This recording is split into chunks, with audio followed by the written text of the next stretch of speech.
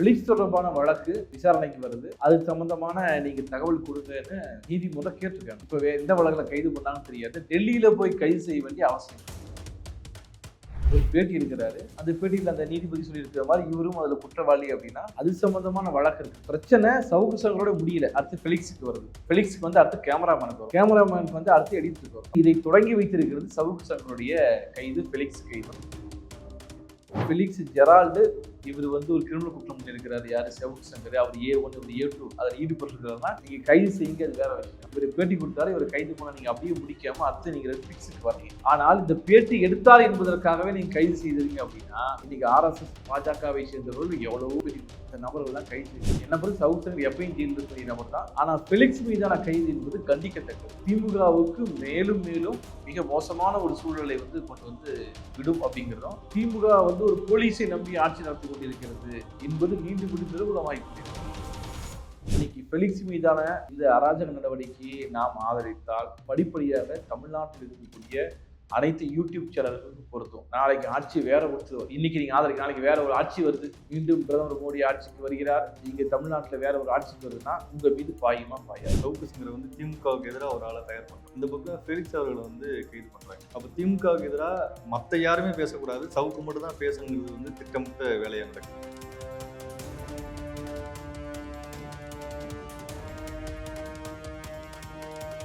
Study in Singapore, Mauritius. Easy entry to Canada, UK, Europe, Australia, New Zealand. For admission contact 7904-710-512.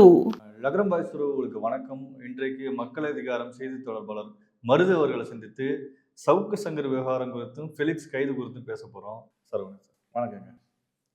தொடர்ந்து ஒரு வாரமாக வந்து சவுக்கு சங்கர் கைது, சவுக்கு சங்கருக்கு துன்புறுத்தல், ஒரு அலுவலகம் வந்து ரைடு, அதுக்கு பிறகு இப்போ பெலிக்ஸ் வந்து கைது பண்ணப்பட்டிருக்காரு. இந்த கைது, தொடர் கைது, சவுக்கு பேட்டி எடுத்தா கைது, இந்த மாதிரி தொடர்ந்து நடந்துட்டு இருக்குல்ல, இது திமுக வந்து தீவிரமா இதை ஒரு பெரிய பிரச்சனையா மாற்றணும், இது நமக்கு வந்து ஆபத்தா இருக்குன்னு நினைச்சிட்டு இதெல்லாம் பண்றாங்க. இது முதலில் இப்படிப்பட்ட அணுகுமுறை தேவையற்ற நடுவார்.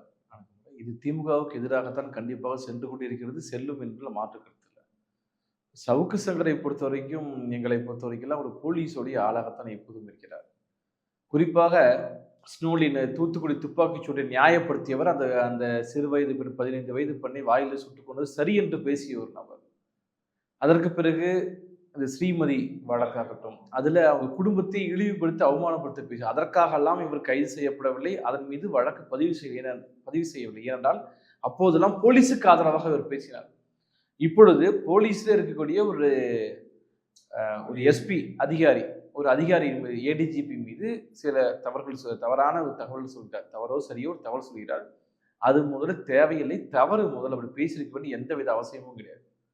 இந்த தகவல்லாம் கூட பார்த்தோம்னா, அதாவது ஒவ்வொரு ஆட்சி யார் ஆட்சிக்கு வரும் பொழுதும் கீ போஸ்ட் முக்கியமான பொறுப்புகள் எல்லாம் ஒரு பிரிவு கொடுப்பாங்க. மற்ற பிரிவு யாரா இருப்பாங்கன்னா அந்த அந்த பதவிக்கு வர முடியாத நபர்கள் இருப்பாங்க. அவர்கள் மூலமாக ஏற்கனவே பதவியில் இருக்கக்கூடியவர்கள் மீது பல்வேறு அலிகேஷன்ஸ், புகாரை கிளப்பிட்டு இருப்பாங்க. அப்படிப்பட்ட பல புகார்களை எடுத்துக்கொண்டு அவரை வீழ்த்துவது அப்படிங்கிறது பொதுவாக எந்த ஒரு பதவி வந்தவர்கள் வர முடியாதவர்கள் மீது சொல்லுவாங்க. அப்படிப்பட்ட ஒரு வாய்ப்பாக தான் இருக்குது. அப்படி பதவிக்கு வர முடியாத நபர்கள் சொல்லியிருக்கக்கூடிய ஒரு காசிப் மாதிரி அதை எடுத்துக்கொண்டு இவர் வந்து அதை வந்து இப்படி பேசுகிறார் அப்படின்னு வச்சுக்கலாம். பிரச்சனை இப்போ என்னன்னு பார்த்தோம்னா, சவுக்கு சங்கரை நீங்க கைது பண்றீங்க. என்ன பொறுத்து இந்த வழக்குகள்ல மக்களுக்கு எதிராக இதுநாள் வரை பல முறை பேசியிருப்பதற்காக சவுக்கு சங்கர் வாழ்நாள் முழுக்க சிறையில் இருக்க வேண்டியதுதான். ஆனால் கையை உடைப்பதற்கும் சித்திரவதை செய்வதற்கும் உங்களுக்கு உரிமை கிடையாது. ஏன் அப்படி சொல்றோம் அப்படின்னா, என்ன சொல்றாங்க, என்னங்க ஜனநாயகம் அப்படிங்க இங்க சவுக்கு சங்கர் கொடுக்க முடியுமா அப்படின்னு கேட்டா, சவுக்கு சங்கர் இப்போ ரோட்ல போறாரு, மக்கள் இதை கேள்வி கேட்டு அவரை தாக்கி இருக்கிறாங்க அப்படின்னா அதை நம்ம எங்கேயும் தவறு என்று சொல்ல போவதில்லை. ஏன்னா நீ மக்களை பத்தி தப்பா பேசியிருக்கீங்க, மக்களுக்கு பதில் சொல்லுங்கன்னு சொல்றோம். ஆனால் எதற்காக செஞ்சிருக்கிறாங்க போலீஸ்னா, அப்படி வந்து பாதிக்கப்பட்ட ஒரு பெண் போலீஸ் கொடுத்துருக்குறாங்க, புகார் கொடுத்துருக்காங்க, எங்களை வந்து அவமானப்படுத்திருக்கிறாங்கன்னு கைது பண்ணிருக்காங்க. சரி, நல்லது, கைது பண்ணியிருக்கீங்க. ஆனால் DSP விஷ்ணுபிரியா தற்கொலை செய்து கொண்டு இறந்து போனார் என்று சொல்லப்படுகிறது. எப்படி இறந்தார் என்பது இன்னைக்கு தமிழ்நாட்டில் மிகப்பெரிய, அவர் ஒரு தாழ்த்தப்பட்ட சாதியை சேர்ந்தவர், ஒரு DSP-யாக இருந்தவர், நேர்மையான ஒரு அதிகாரி. அவர் இறந்து போனார். அதற்கு காரணமானவர்களை போலீஸ் ஏன் கைது செய்யவில்லை? நீங்க என்னன்னு சொல்லி வழக்கம் முடிச்சீங்க? அவர் தற்கொலை செஞ்சுட்டு இறந்து போயிட்டாரு, மன அழுத்தம் சொல்லி முடிச்சிங்க இல்லையா? ஆனால் என்ன காரணமாக இருக்கும் என்பதை அந்த அந்த பெண் டிஎஸ்பி விஷ்ணுபிரியாவுடைய அப்பாவும் ஒரு போலீஸ் அதிகாரியா இருந்தவர் அவர் சொன்னார். திட்டமிட்டு என்னுடைய பெண்ணுக்கு லஞ்சம் வாங்க வேண்டும் என்று அச்சுறுத்தல் தந்தார்கள், அவமதித்தார்கள், கேவலப்படுத்தினார்கள் என்றெல்லாம் அவர் சொல்றார். இதன் மீது எந்த நடவடிக்கை நீங்க எடுக்கல. அதை எடுத்துனா இன்னொன்னு கேட்கிறேன், நீங்க சவுக்கு சங்கர் மீது எடுத்த நடவடிக்கை, போலீஸ் எடுத்த நடவடிக்கை நியாயம், அது ஒரு பக்க சார்பு இல்லை என்று சொன்னால், ஒரு சீனியர் பெண் எஸ்பியிடம் பாலியல் வன்கொடுமையில் ஈடுபட்ட ராஜேஷ் தாஸ் என்று சொல்லக்கூடிய அவர் சிறப்பு டிஜிபி, அது சிறப்பு டிஜிபி, அவரை ஏன் இதுவரை கைது செய்யல? அவருக்கு விசாரணை நீதிமன்றம் தண்டனை கொடுத்து விட்டது. உயர்நீதிமன்றம் போறாரு, உச்ச நீதிமன்றம் போறாரு, எங்கேயுமே தண்டனை நிறுத்தி வைக்க முடியாதுன்னு சொல்லிட்டாங்க. தலைமறைவு குற்றவாளியாக ஒரு முன்னாள் டிஜிபி இருக்க முடியுமா? அப்ப இதெல்லாம் கேள்வி போலீஸ் மேல எழ முடியாதா? அப்ப பிரச்சனை என்னன்னா, உங்களுடைய தண்டனை அளிக்கக்கூடிய விவரங்கள் எல்லாம் ஒரு பக்க சார்பாகத்தானே இருக்குது. அப்ப இது மூலமாக நீங்க எதை சரி பண்ண முடியும்? இப்ப சவுக்கு சங்கரை கைது பண்ணீங்க, கையை உடைக்கிறீங்க, சித்திரவதை பண்றீங்க, வீடுகளுக்கு போறீங்க, பல விஷயங்கள் சொல்வதெல்லாம் நம்பக்கூடிய விஷயமா இருக்குதுன்னு அவங்க சொல்லணும். சவுக்கு சங்கரே ஒரு போலீஸாக இருந்தவர், இப்போது வரைக்கும் அவர் போலீஸ் உளவாளியாக இருக்கிறவர், தன்னை எப்ப வேணா கைது செஞ்சுருவாங்கன்னு தெரியும், அந்த நபர் கையில கஞ்சா வச்சுட்டு சுத்துவார் என்று சொல்வதை நம்பக்கூடியதாக இருக்கிறதா? அப்ப நான் ஏன் இதை சொல்ல வரேன்னா, போலீஸ் எப்பொழுதுமே ஒரு நபரை கைது செய்யறாங்கன்னா ஒரு நேர்மையான முறையில் அவரை கைது செய்து தண்டிக்கும் போதுதான் மக்களுக்கு நம்பிக்கை வரும். நீங்க இது மாதிரி கஞ்சா வழக்கு அதுன்னு பொய் வழக்கு போட்டீங்கன்னா, உண்மையான சவுக்கு சங்கர் அவர் மக்கள் விரோதமாக பேசுவதெல்லாம் விட்டு எதிர்த்தப்ப என்ன பண்ணுவாங்க, அவர் பெரிய கருத்தியல் போராளியாக மாற்றி விடுவார்கள். இது ஒன்று. இன்னொரு பக்கம் இப்ப சோராபுதீன் என்கவுண்டர் கேஸ் எடுத்துக்கோங்க. சோராபுதீன் முதல் என்பவர் யார்? ஏன் போலி என்கவுண்டர் செய்யப்பட்டார்? அந்த வழக்குல தான் அமித்ஷா, இப்போது இருக்கக்கூடிய பாதுகாப்பு உள்துறை அமைச்சர் அமித்ஷா கைது செய்யப்பட்டு சிறையில் இருந்தார். சோராபுதீன் என்பவர் அமித்ஷாவுடைய கையாளாக இருந்தவர். அமித்ஷாவுக்காக பல கொலைகளையும் பல அராஜக செயல்களையும் செய்யப்பட்டதாக சொல்லப்படுகின்ற ஒரு நபர். அந்த நபர் ஒரு குறிப்பிட்ட கருத்தில் தனக்கு எதிராக செயல்படுவார், திரும்பி விடுவார் என்பதாக கூறி அவரை கொலை செய்தார்கள். போலி என்கவுண்டர். அவருடைய மனைவியை பாலியல் வன்புணர்வு செய்து கொலை செய்தார்கள். இதுதான் வழக்கு. இப்ப இந்த போலி என்கவுண்டர் நம்ம தப்புன்னு சொல்லும்போது சோராபுதீன் செய்தது நியாயம் நாம் சொல்ல வரல, சவுக்கு சங்கர் விஷயத்துக்கு நான் சொல்றேன். அப்ப உங்களுடைய அராஜக நடவடிக்கை என்ன அது நீங்க பொருள் என்ன நம்ம தெரிஞ்சுக்கிட்டு நினைக்கிறோம்னா, பல பேர் சொல்றாங்க சவுக்கு சங்கர் தாங்க கை உடைச்சாங்க, இதுக்கெல்லாம் நீங்க என்ன பேசலாமான்னு கேட்கறாங்க இல்லைங்களா? பொதுவாகவே போலீஸ் தன்னுடைய அராஜக நடவடிக்கை எங்கே தொடங்கும் அப்படின்னு இருக்குங்க. அது யாருன்னா, சமூகத்துல இழிவாக பார்க்கக்கூடிய நபர்கள், அவர்களுடைய செயல்பாடுகள் கோபமா இருக்கிறவங்க மேலதான் முதல்ல நடைமுறைப்படுத்துவாங்க. எடுத்துக்காட்டு பாத்தீங்கன்னா, இந்த கீழே விழுந்து கை கால் உடைஞ்சு போறதுன்னு போலீஸ் சொல்றாங்க இல்லையா, அது யாரு மேல செஞ்சாங்க அப்படின்னா, இந்த ப்ரூட்டலா கொலை செய்தவர்கள், செயின் ஸ்நாச்சிங் பண்றவங்க அங்க தொடங்கினாங்க. சொல்லும் போது ஆமா இவன் கை கால் உடைக்கிறது சரிதான் என்று பேச ஆரம்பிச்சாங்க. அதுக்கு பிறகு இந்த பசங்கள்லாம் வண்டியில வேகமா வண்டி ஓட்டிட்டு போறாங்க, அவங்க கை கால் உடைக்க ஆரம்பிச்சாங்க. இன்றைக்கு எல்லோருக்கும் நடக்கிறது. இப்போ போலீஸ் தன்னுடைய அராஜக செயல்களை, இந்த அக்கிரம செயல்களை முதல்ல இப்படி சமூகத்துக்கு எதிராக பேசக்கூடிய நபர்கள் மீது தொடங்கி அங்கீகாரம் பெறுவார்கள். அதற்கு பிறகு ஒட்டு மொத்தமா எல்லாரும் மீது செய்வாங்க. இல்லை, இதுக்கு அரசியல் அங்கீகாரம், அதாவது பொலிட்டிக்கலா கிரீன் சிக்னல் கொடுத்தா தானே இதுக்கு இது பண்ணவே முடியும். அதை நீ ஏன் பண்றீங்கன்னு சொல்லி கேட்டா பண்ண முடியாது. இல்ல, நான் சொல்லக்கூடிய விஷயம் என்னன்னு பார்த்தோம்னா, சவுக்கு சங்கர் கைது என்பது கைதோடு நிறுத்தி இருந்தால் பிரச்சனை இல்லை. நீங்க அடுத்து போலீஸோட நடவடிக்கை அப்படிங்கிறதுலாம் ஏற்கனவே திட்டமிட்டு திமுகவோ இல்ல எந்த கட்சியோ நீங்க அதுக்கு அப்ரூவல் கொடுத்தா தானே அதை பண்ண முடியும். அப்படியெல்லாம் கிடையாதுங்க. போலீஸ் எந்த ஒரு நபரையும் கைது பண்ணி அடிக்கணும்னு நினைச்சா அடிச்சிருவாங்க. அடிக்க கூடாதுன்னு சொன்னா மட்டும் தான் இன்ஸ்ட்ரக்ஷன் கொடுப்பாங்க. அப்ப ஏன் நான் பல முறை போலீஸ் அடி வாங்கியிருக்கிறேன். அங்க அந்த கன்னியாகுமரியின் எல்லையில இருக்கக்கூடிய அந்த மண்டைக்காடுன்னு சொல்லக்கூடிய ஸ்டேஷன்ல வச்சு ஒரு நாள் முழுக்க நடிச்சாங்க. என்னுடைய கழுத்துல உடைச்சாங்க. நான் 2-3 மாதங்கள் படுத்து படுக்கையா இருந்திருக்கிறேன். அப்ப போலீஸ் அணுகுமுறை உள்ள நீங்க போன உடனே அடிக்கணும்னு அவன் முடிவு பண்ணி இன்ஸ்ட்ரக்ஷன் சொல்லிட்டு அடிச்சிடுவாங்க. அதுக்கு பிறகு வர போலீஸ்ல வேற ஆளுங்க ரொம்ப நாகரிகமா நடத்துவதை போல நடத்துவாங்க. ஆனா எல்லோருக்கும் அது தொடர்பான ஒரு விருப்பமும் அந்த ஆதரவோடு தான் செயல்படுவாங்கன்னு வச்சுக்கோங்களேன். நான் சொல்லக்கூடிய விஷயம் என்னன்னா, நீங்க போலீஸை பொறுத்த வரைக்கும் அது தனி ரகம். சிறைக்குள்ள நீங்க போனீங்கன்னா உள்ள போன அட்மிஷன் அடின்னு தனி இருக்கு. உள்ள போன உடனே ட்ரெஸ் எல்லாம் கழட்டிட்டு நீங்க நிக்கணும். ட்ரெஸ்ஸை கழட்ட மாட்டேன்னு சொன்னா அதுக்கு தனி அடி. அப்படி ஒவ்வொரு 4 இடங்களுக்கு உள்ளே செல்லும் பொழுதுலாம் தனித்தனி அடி விடுவோம். யாரு மேல கை வைக்க மாட்டாங்கன்னா, கொஞ்சம் பணக்காரங்க, நீங்க வசதி வாய்ப்பு அதிகமா இருக்கு, அதிகார வர்க்கத்தில் இருக்கிறவங்க மேல கை வைக்க மாட்டாங்க. இப்போ எஸ்வி சேகர் பெண் பத்திரிகையாளர்கள் உள்ளாடையை கிழித்து விடுவேன் என்று நான் ரொம்ப நாகரிகமா சொல்றேன். அவர்லாம் கைது செய்யவே கிடையாது. நீதிமன்றம் தான் இப்போ கண்டனம் தெரிவிச்சிட்டு இருக்குது. நீ பண்ணது தப்புன்னு. கைது பண்ணிருக்கலாம், கையை உடைச்சிருக்கலாம்ல. அவர் கையெல்லாம் நம்ம உடைச்சோம்னு வச்சோங்களேன். அது ஆனால் போலீஸின் நடவடிக்கை அப்ப சாதியும் வர்க்கமும் கூட இருக்குதுன்னு நான் சொல்ல வரேன். இப்ப இப்படி கையை உடைக்கிறது, காலை உடைக்கிறது, இது போன்ற நடவடிக்கைகள் நீங்க இதை நம்ம ஆதரிச்சோம் அப்படின்னா, இன்றைக்கு பல இடங்களில அது நடந்து கொண்டிருக்கிறது. சாதாரண உழைக்கும் மக்கள், நான் மீண்டும் சொல்றேன், இந்த சவுக்கு சங்கர் தப்பித்து விடுவார். நான் அவருடைய பேட்டியை தொடர்ச்சியா கவனிக்கும் போது அவர் இப்படிப்பட்ட கைதுக்கு எதிர்பார்த்து கொண்டிருந்தார். நீங்க கைது நடக்கும்னு எதிர்பார்த்து, ஏதாவது ஒரு கைது நடக்க வேண்டும் எதிர்பார்த்து கொண்டிருந்தார். அதுக்காக தான் பேசினாருங்கிறீங்களா? அது எனக்கு தெரியல. ஆனா ஏதாவது ஒரு கைது நடக்க வேண்டும் எதிர்பார்த்தா நான் எப்படி சொல்றேன்னு பார்த்தோம்னா, சமீப காலமாக அவர் ஒரு கிளர்க் ரிட்டையர், அதாவது சஸ்பென்ஷன் செய்யப்பட்ட கிளர்க் வெர்சஸ் விஜய் மென்ஷன் பண்ணி போட்டிருந்தார் இல்லையா, தான் ஒரு கட்சி ஆரம்பிக்க வேண்டும் என்று அவரு இருக்கிறார். அப்படிப்பட்ட ஒரு நபர் தன்னை கைது செய்ய வரும்போது என்னென்ன நடக்கும், ஏது நடக்குங்கிறதெல்லாம் வந்து தெரியாத ஒரு அறியாத ஒரு நபர்லாம் அவருக்கு கிடையாது.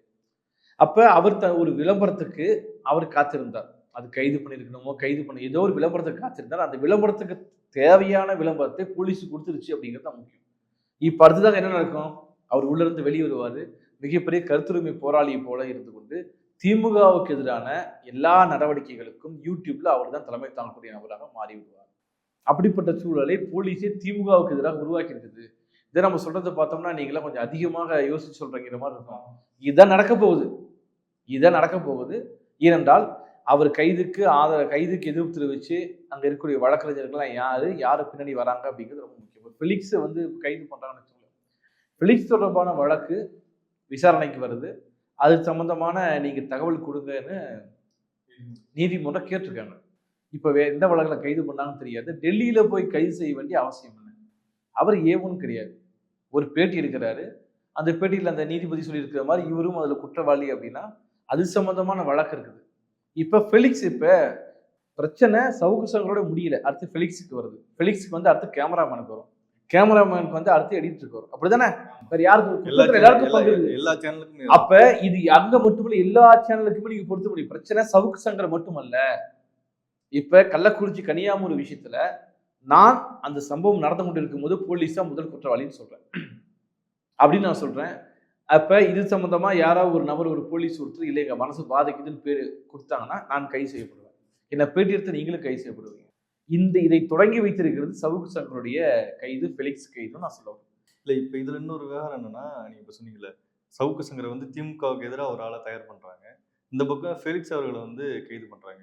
அப்ப திமுகவுக்கு எதிராக மற்ற யாருமே பேசக்கூடாது, சவுக்கு மட்டும் தான் பேசணுங்கிறது வந்து திட்டமிட்ட வேலையா நடக்குது. அப்படி மட்டுமே நம்ம சொல்லிட முடியாது. அதாவது போலீஸ் என்ன பண்ணுவாங்கன்னா, பொதுவாகவே கைது செய்யணும், 4 அடி அடிச்சிட்டோம்னா மேற்கொண்டு பேச மாட்டாங்க என்பதும் போலீஸ் நடவடிக்கை. எங்களை போன்ற அமைப்பில் இருக்கிறவங்க எல்லாம் போலீஸ்ல வந்து ஸ்டேஷன்ல வச்சு அடிப்பாங்க, சிறையில வச்சு அடிப்பார்கள். ஏன் அடிக்கிறாங்கன்னா, அடிச்சா அவங்க மேற்கொண்டு செயல்பட மாட்டாங்க அப்படிங்கிறது. சில பேர் செயல்படாமல் போயிடுவாங்க. ஆனால் இப்போ எனக்கெல்லாம் அடிபட்டு 2017 டிசம்பர் 10 அடிபடுது. எனக்கு கிட்டத்தட்ட இப்போ 7 வருஷம் தாண்டி நான் வேலை செஞ்சுட்டு இருக்கிறேன். முன்னை விட வேகமாக வேலை செய்கிறேன். அதான் நான் சொல்ல வரேன். சில பேருக்கு பேக் ஃபயர் ஆயிரும். பல பேர் அமைதியாக இருக்கலாம், பல பேர் பேக் ஃபயர் ஆயிடுவாங்க. இப்போ ஒவ்வொருத்தருக்கும் ஒரு இலக்கு இருக்குது. இப்போ நாங்கள் ஒரு அரசியல் கட்சி, ஒரு அமைப்பில் இருக்கும் பொழுது நீ இதுக்கு மேலே என்ன செய்ய முடியும் நாங்கள் உறுதியாக நிற்கிறோம்.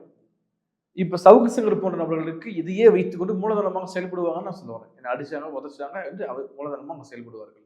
அதற்கான ஒரு வாய்ப்பை இந்த போலீஸ் உருவாக்கி கொடுத்திருக்கிறதுன்னு சொல்ல வரேன். இது எப்படி இவங்களை அறுவடை செய்வாங்கன்னா, இப்போ திமுக மேல் இருக்கக்கூடிய எல்லா அதிருப்திகளுக்கும் சவுக்கு சங்கர் வைத்துக்கொண்டு இந்த வேலைகளை செய்வார்கள் நான் சொல்லுவேன். சவுக்கு சங்கரமும் இதாக வச்சுட்டு பண்ணுவாங்க. இப்போ ஃபெலிக்ஸோட கைதுக்கு மற்ற சேனலுக்கு முடிக்கப்பட்ட எச்சரிக்கை. கண்டிப்பா நான் என்ன சொல்லுவேன்னா, இது பிரச்சனை வந்து நீங்க சவுக்கு சங்கர் விடுதலை ஆக்கி விடுவார், ஆளுவர்க்கும் காப்பாற்றினா போலீஸ்ல ஒரு பிரிவு மாதிரி தான் அவருக்கு காப்பாற்றிடும். ஆனால் அதை தொடங்கி வைத்திருக்கிறார்கள். இனிமேல் அரசுக்கு எதிராக, போலீஸுக்கு எதிராக பேசுகின்றவர்களை கைது செய்யலாம், யூடியூப்ல போய் பேசுறவங்களை கைது செய்யலாம் என்ற ஒரு புது அத்தியாயத்தை தொடங்கி வச்சிருக்காங்கன்னு நான் சொல்லுவேன். ரெண்டுக்கும் ஒரு வித்தியாசம் இருக்குது. என்னன்னா, பொதுவாக நான் மேடையில பேசுறேன், நான் பொதுவாக தனிப்பட்ட ஒரு இன்டர்வியூ நான் கொடுக்குறேன் என்பது. ஒரு யூடியூப்ங்கிற சேனலை வந்து மோடி அரசு தொடர்ச்சியாக முறைப்படுத்த வேண்டும்ங்கிற பேர் தடை செய்வதற்கான எல்லா முயற்சியிலும் ஈடுபடுறாங்க. நம்ம படிச்சிருக்கோம். அது சம்பந்தமான சட்டம் இருக்குது, நடைமுறைப்படுத்தப்படாம தான் இருக்குது. அதை தமிழ்நாடு அரசு செய்து காட்டிவிட்டது. எப்படி இவர் பேட்டி கொடுத்தாரு, இவர் கைது பண்ண நீங்க அப்படியே முடிக்காம அடுத்து நீங்க ரெட்பிக்ஸுக்கு வரீங்க. ரெட்பிக்ஸுக்கு உள்ள வருவதுங்கிறது என்னன்னா, என்ன சொல்றாங்க பல பேர், ஆமாங்க ரெட்பிக்ஸுக்கு என்ன நீங்க சப்போர்ட் பண்றீங்க, ரெட்பிக்ஸ்ல பிஜேபி காரங்க, ஆர்எஸ்எஸ் காரங்களுக்கெல்லாம் கூப்பிட்டு வச்சு பேட்டி எடுக்கிறாங்க, என்று சொல்வதன் மூலமாக சார் ரைட் நெட்ஃபிளிக்ஸ் நீங்க சொல்ற மாதிரி நெட்ஃபிளிக்ஸ் மீது நடவடிக்கையை நீங்க ஆதரிங்க. அப்படி ஆதரிச்சிட்டாங்கன்னா அடுத்து ஒவ்வொன்றா வரும். இப்போ எங்க போய் முடியுது? இல்லை, எனக்கு ஒன்றும் புரியல. இப்போ ஊடகம்னா வந்து எல்லாரையும் தானே பேட்டி எடுக்கணும். அப்போ நெட்ஃப்ளிக்ஸ்லேயோ இல்லை வேற சேனல்லையோ வந்து எதிர்த்தரப்பை பேட்டி எடுக்காம எப்படி அந்த அவங்க கருத்தை வந்து சொல்ல முடியும்? இவங்க ஏன் திமுக தரப்புலேருந்து மட்டும்தான் பேசணுமா எல்லா இடத்துலையும்? அது திமுகவுக்கு ஆதரவாளர், திமுக ஆதரவாளர்னு சொல்ல முடியாது. திமுக ஆதரவாளர்கள் எல்லாம் நேர்மையானவர்கள் இருப்பாங்க. சொம்படிக்கிறவர்கள், ஜால்ரா அடிக்கிறவர்கள் பேசக்கூடியது. தாங்கள் மட்டுமே வந்து ஐயரா இருக்கணும் கல்யாணத்துக்கு, வேற யாரும் இருக்கக்கூடாது என்று ஒரு குரூப் இருக்காங்க.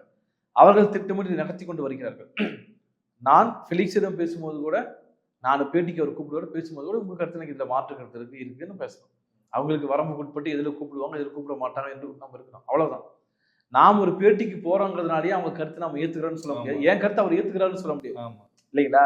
இப்போ அதனாலதான் நிகழ்ச்சி தொடங்கும் போது டிஸ்கிளைமரும் ஒன்று போட்டுறாங்க. இதுல பேசிக்கிறது அவருடைய ஒரு கருத்து, இனிமேல் அது போட்டாலும் செல்லுபடியாகாது என்ற சூழல் வந்து விட்டது. ஆனால் சவுக்கு சங்கர் கைதை நியாயப்படுத்தி பேசுகின்ற நபர்கள், சரி ஓகே, என்ன பொறுத்து சவுக்கு சங்கர் எப்பயும் ஜெயிலில் இருக்கக்கூடிய நபர் தான், சித்திரவதை தேவையில்லை என்பது. ஆனால் ஃபெலிக்ஸ் மீதான கைது என்பது கண்டிக்கத்தக்கது. அது திமுகவுக்கு மேலும் மேலும் மிக மோசமான ஒரு சூழலை வந்து கொண்டு வந்து விடும் அப்படிங்கிறதும், ஒரு திமுக வந்து ஒரு போலீஸை நம்பி ஆட்சி நடத்தி கொண்டிருக்கிறது என்பது மீண்டும் மீண்டும் நிரூபணமாகி கொண்டிருக்கிறது. இப்போ நான் என்ன கேட்குறேன்னா, இன்றைக்கு வந்து நெட்ஃப்ளிக்ஸை பற்றியும் ஃபெலிக்ஸை பற்றி பேசுகிறவங்களும் என்ன சொல்கிறாங்க, என்கிட்ட கூட பல பேர் சொல்லியிருக்காங்க, இப்படி வந்து நீங்கள் நெட்ஃப்ளிக்ஸ் எல்லாம் போய் பேசக்கூடாது, அது வந்து திமுக ரொம்ப மோசமான ஒரு சேனலாக இருக்குதுங்கிறாங்க. நான் என்ன கேட்குறேன்னா, சார் நான் பேசலை, இந்த செய்யாத விஷயத்தை நீங்கள் பேசுங்க. நீங்கள் பேச மாட்டேங்கிறீங்களே. செய்யாத விஷயத்தை நீங்கள் பேசலாம்ல, பரந்தூர் விஷயத்தை நீங்கள் பேசலாம்ல, காட்டுப்பள்ளி விஷயத்தை நீங்கள் பேசலாம்ல, திமுக செய்யக்கூடிய தப்பை பற்றி நீங்கள் எதுவும் பேசவே மாட்டீங்க. அப்போ பேசுவதற்கு வாய்ப்பு கொடுக்குறது ஏதோ ஒரு சேனலில் போய் நாங்கள் பேசணும், நீங்களும் தப்புன்னு சொல்கிறீங்க. பிரச்சனையே அங்கே தான் இருக்குன்னு நான் சொல்ல வரேன். அப்போ நீங்கள் இங்கே தான் போய் பேசணும், இங்கே பேசக்கூடாது என்று எங்களுக்கு ஆர்டர் இவங்க போட்டுட்டு இருக்காங்க. நமக்கு சம்மந்த இந்த கூஜா தூக்கிகள்லாம் நமக்கு சேர்ந்து இருந்து ஆர்டர் போட்டிருக்காங்க. அது வெள்ள பிரச்சனை.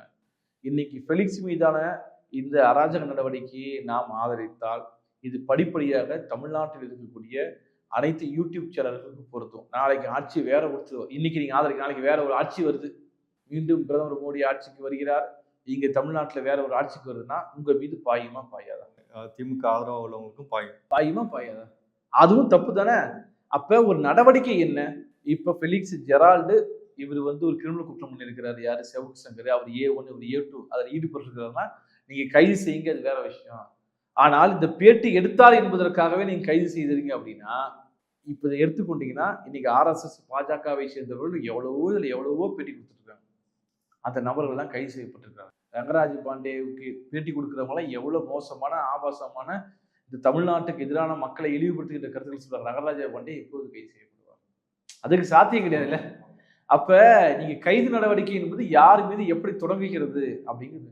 அதுக்காக நாம் வந்து ஃபெலிக்ஸோடைய வந்து அனைத்து நடவடிக்கைகளும் நம்ம அரசியல் நடவடிக்கைகள் எல்லாம் நம்ம ஆதரிக்கக்கூடிய நபர் ஒன்றும் கிடையாது. ஆனால் இந்த நடவடிக்கை எதன் காரணமாக நடைபெறுகிறது என்பதை பற்றி நம்ம பேசணும். அதனால இது எப்படி செஞ்சிருக்கணும்? நீங்க ப்ராப்பரா ஒரு சம்மன் அனுப்பிச்சு, சம்மன் அனுப்பி பதில் நீங்க சொல்லுங்க, பதில் சொல்லலாம் உங்களுக்கு கைது அவசியம். ப்ராப்பரா நீங்க அவதூறு வழக்கு போட்டு முடிச்சுட்டு போகணும்ல. அவதூறு வழக்கு தானே இதுக்கு போடணும். ஆமா, அவதூறு வழக்கு நீங்க போட்டு அதை முடிச்சுட்டு போறதை விட்டுட்டு நீங்க கிரிமினல் வழக்குகளை போட நீங்க ஈடு பண்றீங்க. ஒரு கொலை கேஸு, திருட கேஸு, பாலியல் வன்முறை வழக்கு போல நீங்க வந்து ஒரு யூடியூப் சேனல் நீங்க டீல் பண்றீங்கன்னா இது உங்களுக்கும் பொருந்துமா பொருந்தாதா? அப்ப ஒரு வழக்கு என்பதை அந்த வழக்கின் தன்மைக்குட்பட்டு தான் பரிசீலிக்கணுமே தவிர அதற்கு வெளியே போய் நீங்க பரிசீலிச்சீங்கன்னா அது அராஜக நடவடிக்கைகளுக்கு வழி கொள்வதாக அடிக்கொள்வதாக அமையும். இவ்வளவு நேரம் உங்க நேரத்தை எங்களுக்காக செலக்ட்